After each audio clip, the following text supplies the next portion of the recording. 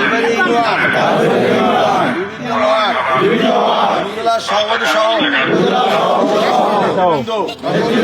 আগামী 12 তারিখ নির্বাচনে আমরা হাসান মামুনের পক্ষে কাজ করব এই অঙ্গীকারবদ্ধ হলাম। ভিতরে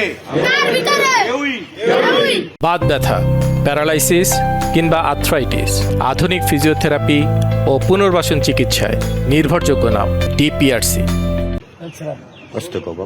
মুনাফিকি করব না। অতএব আমরা সবাই যদি থাকি, আমাদের বিজয়, সকলের নেতা, সকলের বিজয়